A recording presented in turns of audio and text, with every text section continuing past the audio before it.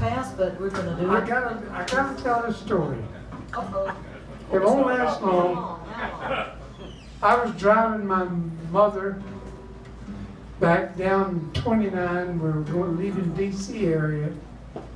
We were headed back to Scottsville, Virginia, where I was born.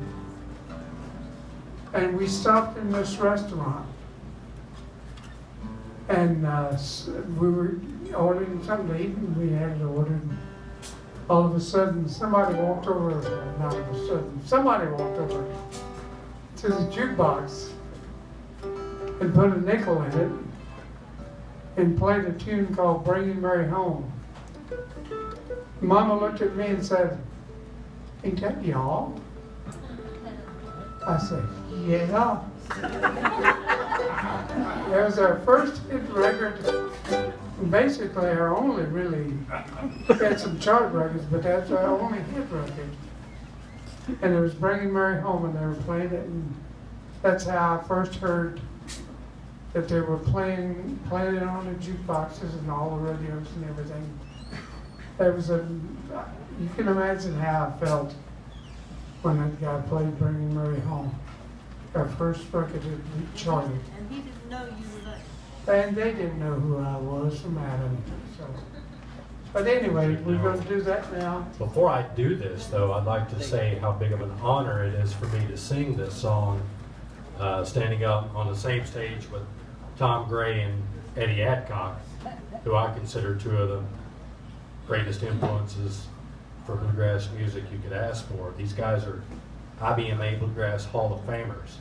One of them is 2 times Hall of Fame. I think that these two right here should be inducted pretty soon.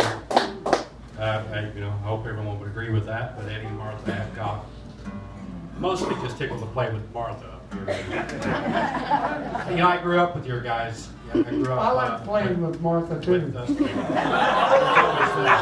I grew up listening to this music here, and I grew up listening to Eddie and Martha, and I remember seeing them like on album covers or cover of Bluegrass Unlimited and stuff like that when I was a kid. And I would always think, well, that's a really pretty lady right there. The other guy, he's a good banjo player. And that was, yeah. That sort of brought you down, but I'm sorry. That's the way it was.